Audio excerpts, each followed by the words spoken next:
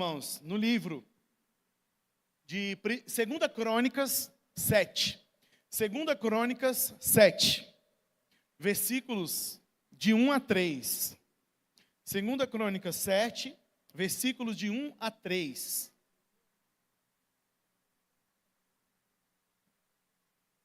Você consegue colocar aí? Amém. Versículo de 1 a 3.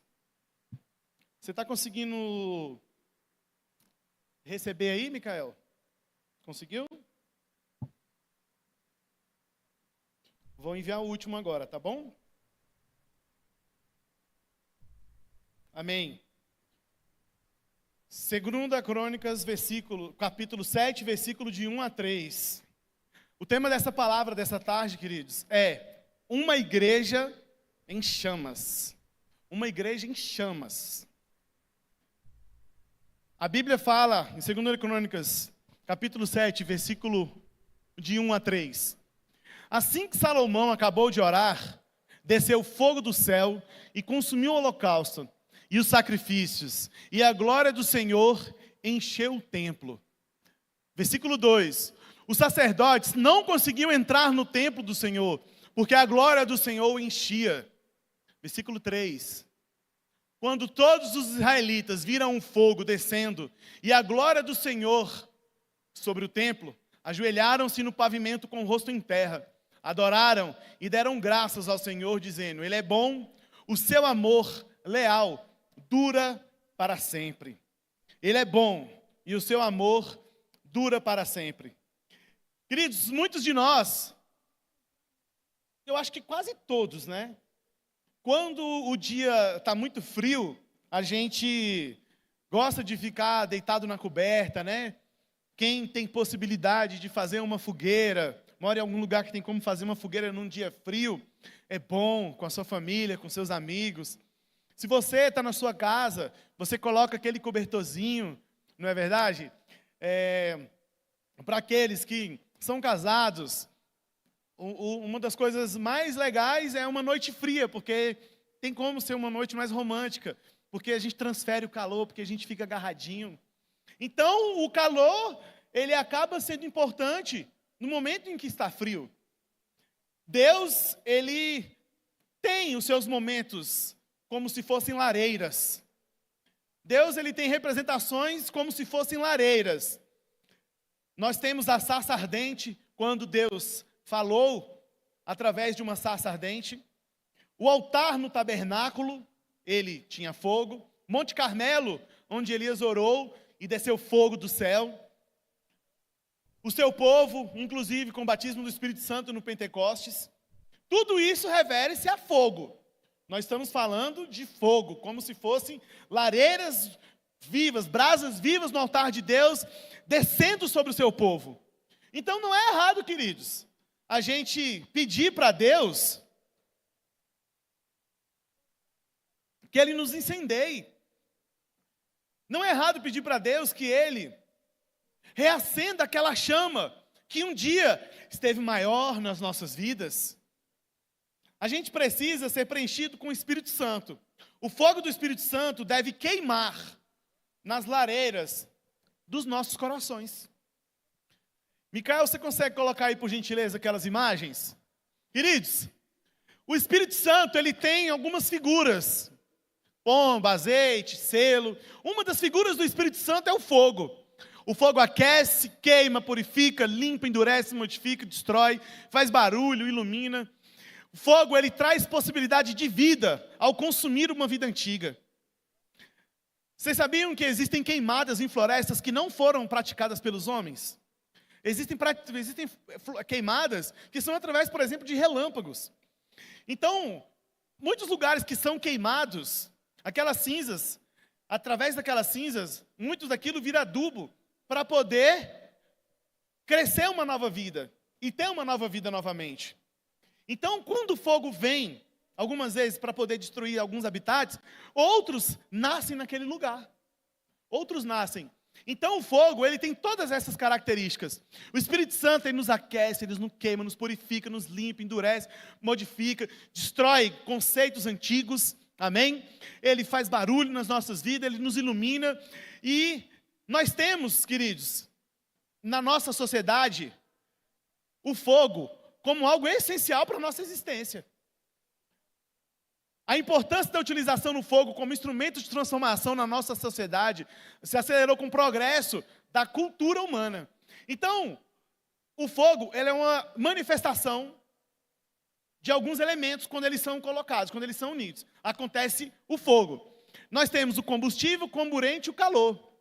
O combustível, tudo aquilo que pode entrar em combustão, ou seja, queimar, madeira, plástico, papel, tudo isso é combustível. Comburente, o elemento que permite a queima, ou seja, que entra em contato com combustível para que haja combustão. O maior exemplo do comburente é o oxigênio. Por isso que não existe explosão, como vemos nos filmes, no espaço, tá, queridos? Porque lá não tem oxigênio, é vácuo. Então não tem combustível, não tem o comburente. Não tem como ter explosão, aquele fogo. Não existe isso lá. Por quê? Porque não existe o comburente. O calor é a energia ativa que permitirá a combustão dos dois primeiros elementos. Segundo slide. E foram vistas em Atos 2, 3, a Bíblia fala, e foram vistas por ele línguas repartidas como que de fogo, pousaram sobre cada um deles. E todos eles foram cheios do Espírito Santo, começaram a falar outras línguas conforme o Espírito Santo lhes concedia que falasse. O fogo, ele é um emblema do Espírito Santo. Uma igreja que não queima, uma igreja que não tem o fogo do Espírito Santo, é uma igreja que não tem o Espírito Santo. Uma igreja que não tem chamas, é uma igreja que não tem o Espírito Santo. É uma igreja que tem os seus olhos secos. Uma igreja que não chora mais por vidas. Uma igreja que não se importa mais com acidentes, onde dezenas de jovens e adolescentes morrem. É uma igreja que não se importa mais com bebês sendo decapitados, com aquela guerra horrorosa que está acontecendo. Uma igreja que não se importa mais com o tipo de governo que existe nas sociedades e com o sofrimento do povo. É uma igreja que infelizmente não é guiada mais e que não consegue se incendiar mais com o fogo do Espírito Santo. Em Atos 2, 3, a descida do Espírito Santo, vemos que o fogo é um sinal da presença do Espírito Santo. É um fogo que aquece, ilumina, purifica e fornece energia ao povo de Deus. Fornece energia ao povo de Deus. Queridos, se a gente entender isso, eu vou falar para vocês uma frase que eu ouvi do nosso pastor.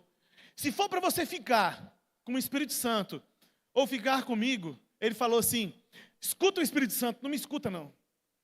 Queridos, se uma igreja suprime a chama e o fogo do Espírito Santo na manifestação do seu povo, muito cuidado. Essa igreja, ela pode estar longe da Bíblia. Porque existe uma linha teológica que fala que os dons cessaram. Existe uma linha teológica que fala que não existe mais manifestação de alguns dons, ou de alguns dons. Existem linhas teológicas que falam que o batismo no Espírito Santo aconteceu lá e não acontece mais. Eu conheço pessoas que acreditam nisso. As pessoas das quais eu convivi e que acreditam nisso, que nasceram dentro da igreja, queridos, são pessoas que têm muitos problemas emocionais. São pessoas que têm dificuldade de superar os seus medos, seus traumas. São pessoas que recorrem a tratamentos psicológicos, livros de autoajuda, menos ao Espírito Santo. Um dia eu conversando com esse irmão, eu falei, irmão, você precisa entender que o seu espírito ele está gritando. O seu espírito ele está gritando para poder ser reaquecido novamente. Porque a tua alma, meu irmão, ela já está entregue. O teu corpo vai virar pó. Nunca vai se converter. Tua alma está inclinada às coisas do corpo. O teu espírito está gritando, ele quer de novo ser aquecido. Sabe o que ele me perguntou, Mariflor? O que você está falando, Herodan? Ele falou, o quê? O que você está falando? Eu tenho 23, vou fazer 23 anos de convertido. Ele deve ter pelo menos 35 anos. Ele não entendeu o que eu estava falando. Quando eu entrei com o assunto do Espírito Santo e do fogo, deu um nó na cabeça dele. Por quê, queridos? Porque eu falei para ele exatamente do problema que ele estava passando. E como ele poderia entender que aquele problema poderia ser algo que ele podia utilizar com a ajuda do Espírito Santo e superar aquilo. Qual o próximo slide, Micael? Queridos, o fogo aquece, queima, purifica, limpa, endurece, modifica, destrói, faz barulho. Os ferreiros, né? Muita gente vê muito em filmes, né? Vem com aquelas espadas, eles aquecem, depois eles esfriam. O fogo naquele momento ali, ele tem um papel importantíssimo. O que falar, por exemplo, do ouro? Quanto mais calor ele é submetido, mais puro ele fica. Quando nós somos submetidos ao fogo do Espírito Santo, queridos, nós somos purificados. Quanto mais a gente permite que o Espírito Santo nos incendeie, a gente é purificado. A Bíblia fala diversos significados. Ele simboliza a presença de Deus. Uma igreja que não arde em chamas, ela não simboliza a presença de Deus. O fogo de Deus, ele nos consome. Ele consome toda a nossa arrogância. Ele consome toda a nossa prepotência. Ele consome todos os nossos achismos. Tudo aquilo que a gente achava que a gente sabia. O fogo do Espírito Santo vem e consome, te trazendo novos conceitos, te trazendo uma nova realidade celestial com verdades eternas. Temos que permitir que o Espírito Santo trabalhe nas nossas vidas e nos modifique, assim como o ferro, ele é modificado quando ele é submetido ao fogo extremo. Eu não sei o que você está passando essa tarde, essa noite, já deu 18 horas, eu não sei o que você está passando. Eu não sei o que aconteceu na sua casa antes de você vir. Eu não sei o que aconteceu no seu trabalho ou o que está acontecendo. Eu não sei que tipo de decisão você tem que tomar. Convida o Espírito Santo para poder te ajudar nessa decisão. Eu tenho certeza, queridos, que você vai tomar a decisão correta. O Espírito Santo, o fogo, ele é um sinal da aprovação de Deus. Queridos, uma igreja que tem os olhos secos, que não chora mais, relacionamentos destruídos, e a igreja não fala sobre isso, quando o diabo se anda no meio do povo de Deus, e o fogo do Espírito Santo não vem, não age, é uma igreja que não tem mais o sinal do Espírito de Deus. Será que isso não tem acontecido nas nossas vidas? Dentro das nossas casas? Particularmente falo para os homens, quando nós chegamos em casa, e de alguma forma tem alguma coisa para resolver, e se de repente acontece alguma coisa que nos chateia bastante, é muito comum o homem se isolar.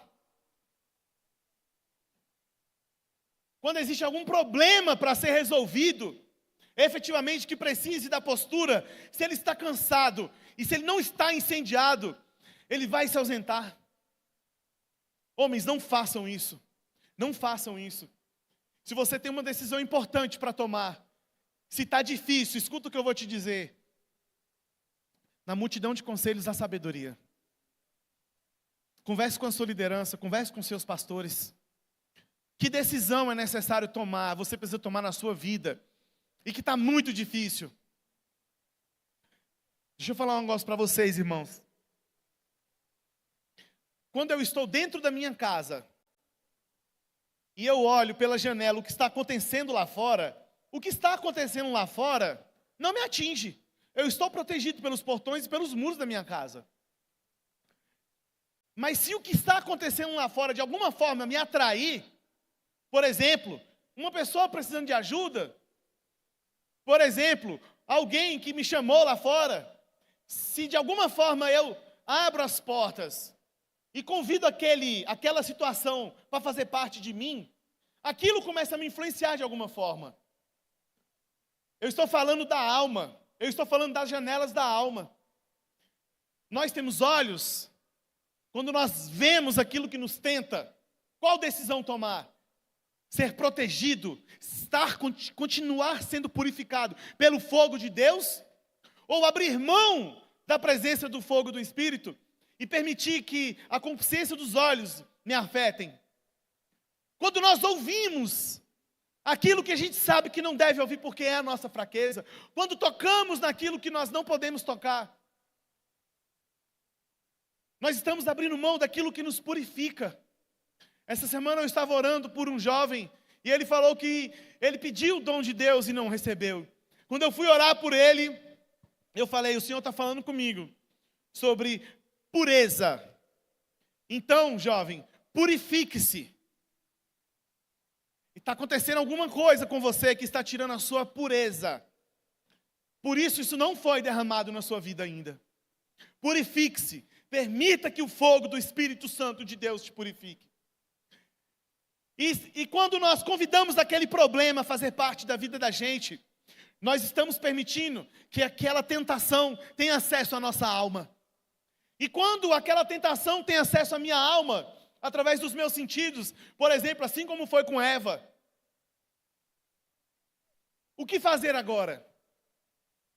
José correu.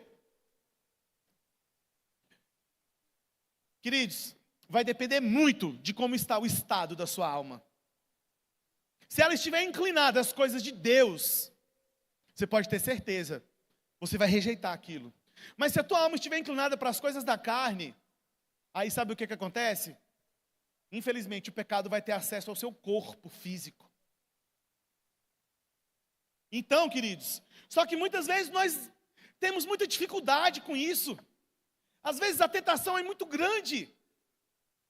Então, irmãos, se ali está a cruz, e ali está a tentação, se eu estou mais perto da cruz, e se de alguma forma eu olho para a tentação e caio, queridos, que eu não caia assim, perto da cruz, olhando para o pecado. Se de alguma maneira a gente for tentado, queridos, a gente nunca pode perder a visão da obra redentora da cruz. E se a gente cair, que a gente caia olhando para Jesus. Porque tem muitas pessoas que quando caem, eles pensam assim, não tem mais jeito, olha lá, ele está colado com Deus, está fazendo as coisas na igreja, está orando, está jejuando, está fazendo tudo, mas olha lá, aí não para de falar de pecado, não para de falar da tentação, não para de falar mal do irmão, da irmã, é só problema, é só problema. E aí, de repente, aquela pessoa começa a se afastar de Deus, estando dentro da igreja. Começa a se afastar do seu cônjuge, estando dentro da igreja. Tem um filme que fala sobre isso, Oficina do Diabo. Irmãos, o fogo é um sinal da proteção de Deus. Ele é uma purificação divina. Obrigado, pode voltar para 2 Crônicas 7, Micael.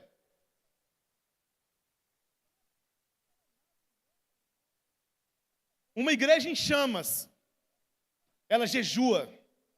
Uma igreja em chamas, ela ora. A pergunta é, qual foi a última vez, irmãos? Não é para ter julgo, não é para trazer julgo, não é para trazer vergonha, em nome de Jesus.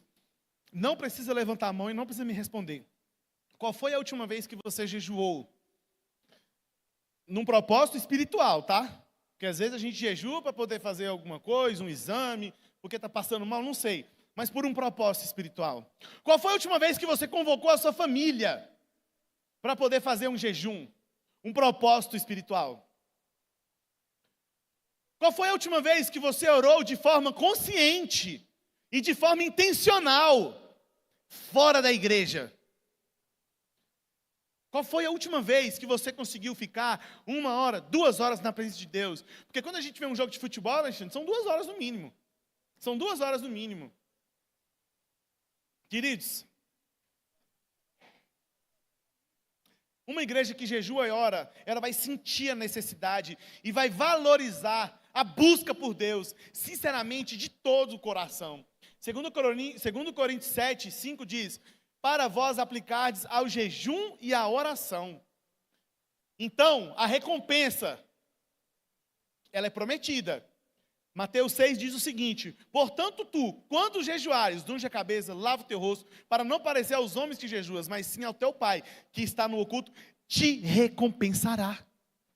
Então eu quero te dizer, o problema que você está passando, irmãos, o problema que você está passando, a situação que você está passando, coloca diante de Deus e faz um jejum. A Bíblia fala, o Senhor vai te ver em secreto e Ele vai te recompensar.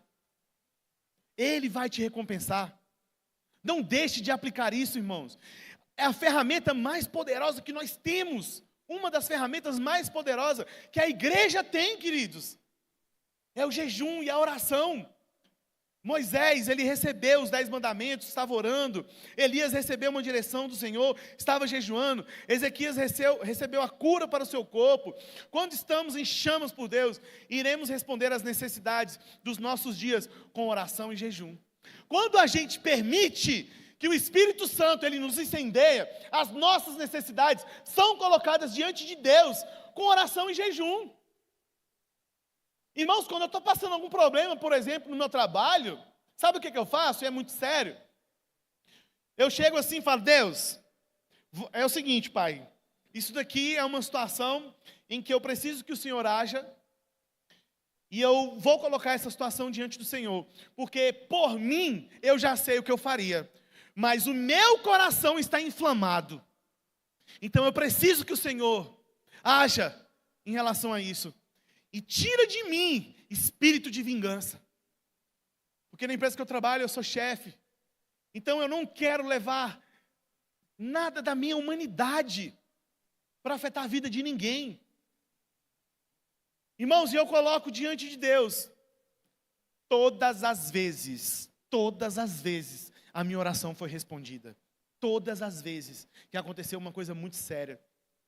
Essa semana, eu recebi uma direção do nosso pastor. Eu falei, pastor, eu estou com uma situação já tem 5 anos, eu não consigo resolver. E ele falou, faça assim, assim, assim. Eu falei, pastor, eu tenho dificuldade de fazer o que você está falando, mas eu entendo que o senhor é um profeta, eu vou fazer. Queridos, chamei minha esposa e falei, amor, vamos fazer. Recebemos uma orientação do anjo da igreja, e o nosso pastor estava em oração conosco. Nós colocamos diante de Deus.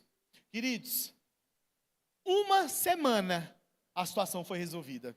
Uma semana. Inclusive, eu ainda não falei para ele. Mais tarde eu vou falar. Isso aconteceu agora, esse fim de semana agora, né? Então, gente, e eu coloquei isso diante de Deus da forma como o nosso pastor me orientou. Então, irmãos, é necessário que a gente entenda que uma igreja em chamas vai colocar todas as suas necessidades diante de Deus e vai permitir que o Espírito Santo fale. Mas é necessário que a igreja entenda que nós não podemos ser frios, principalmente nos relacionamentos.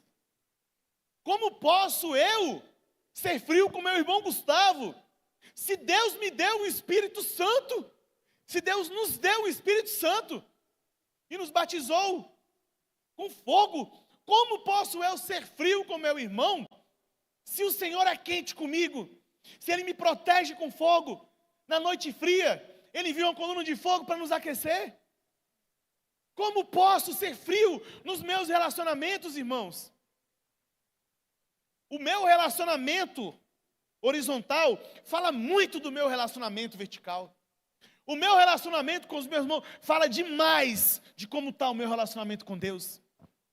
E uma igreja em chamas, ela precisa entender que ela é feita de pessoas imperfeitas, com a motivação perfeita. Eu já falei isso, vou falar de novo. Se você tem, por exemplo, intolerância à lactose, e se você não pode comer pão, por algum motivo, e o seu filho pequenininho, ele se levanta,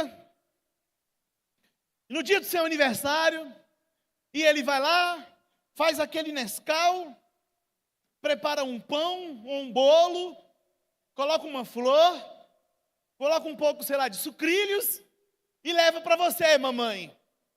Tudo que você não pode comer. E ele te apresenta aquilo. Queridos,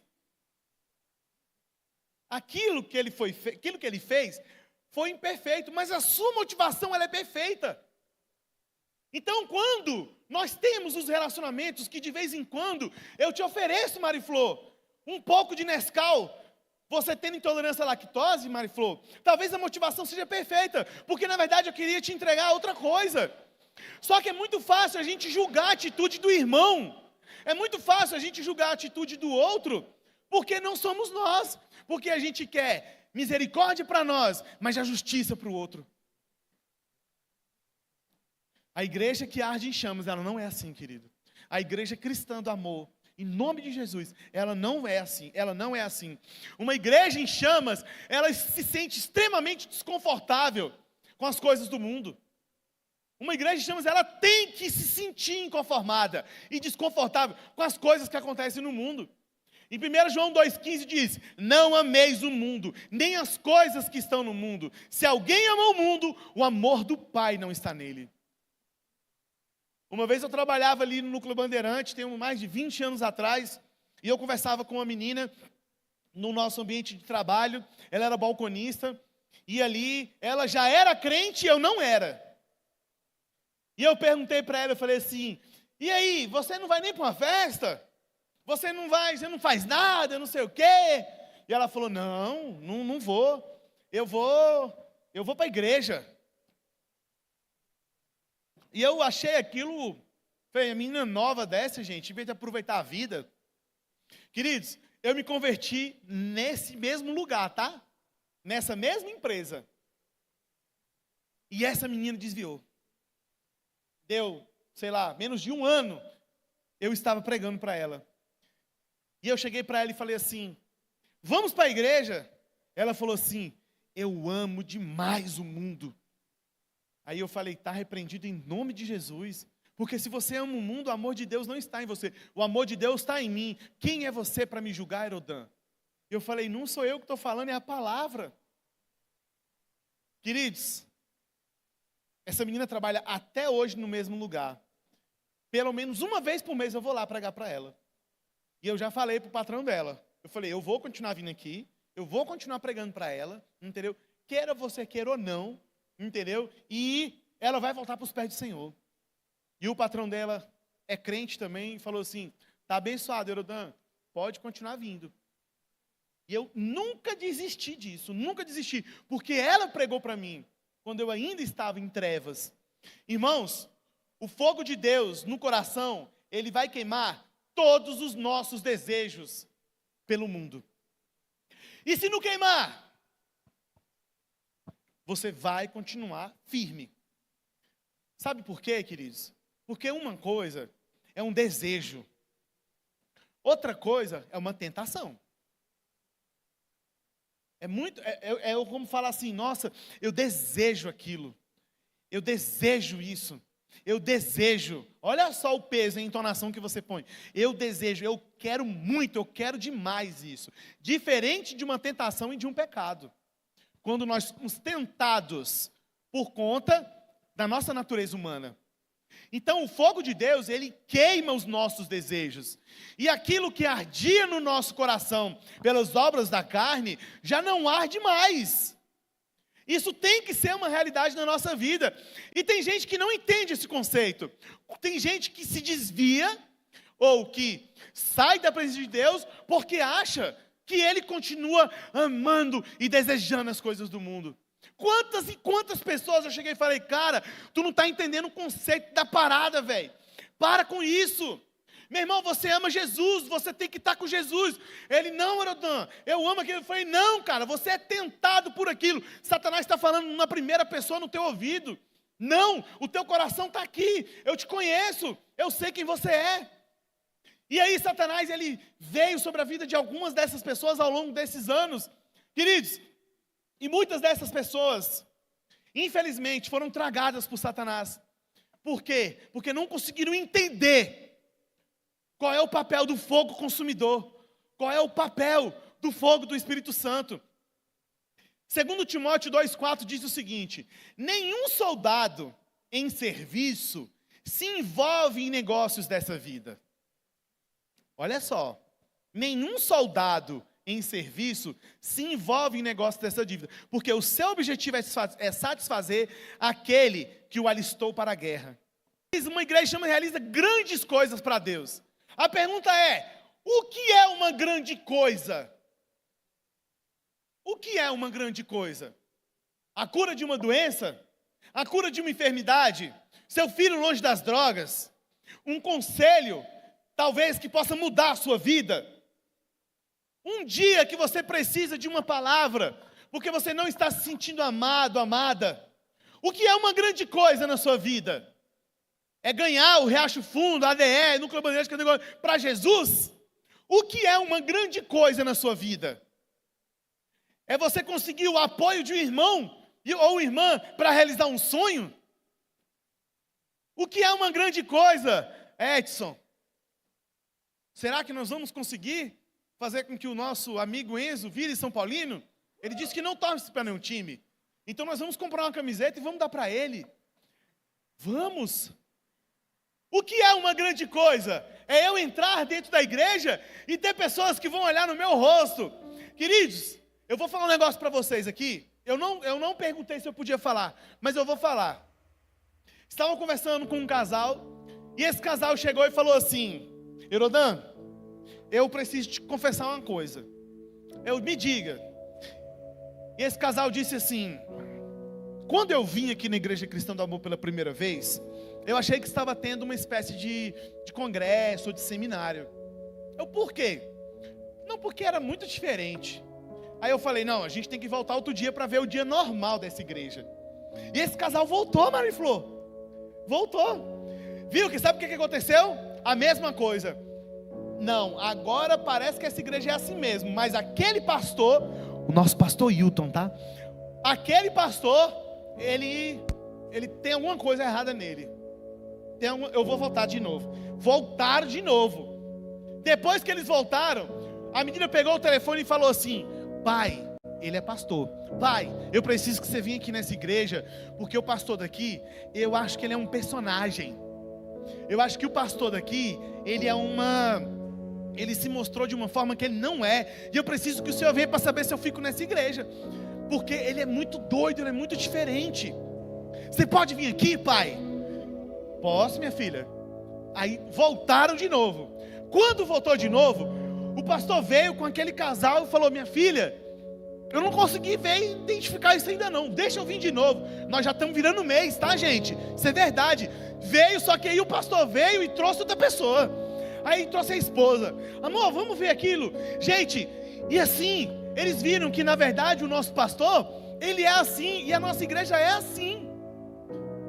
Todo mundo dessa família hoje está aqui na igreja.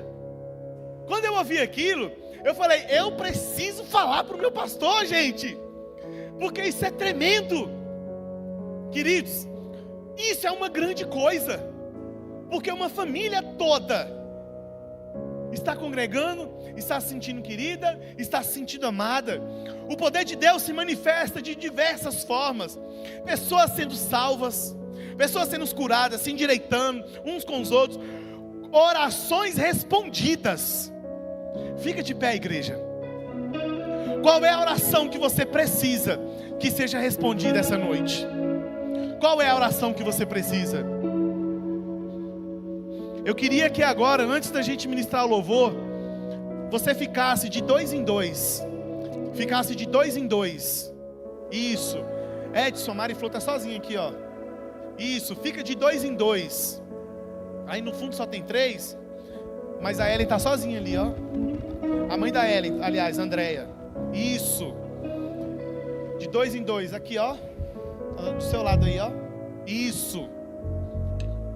Eu queria que você fizesse uma pergunta à pessoa que está do seu lado.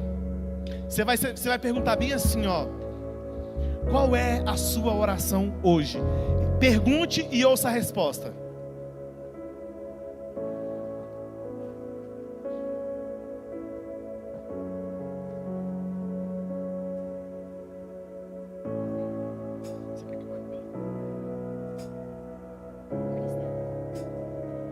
Qual é a oração que você quer nessa noite? A respeito de quê? Qual é a oração que você quer? A Kelly já me falou.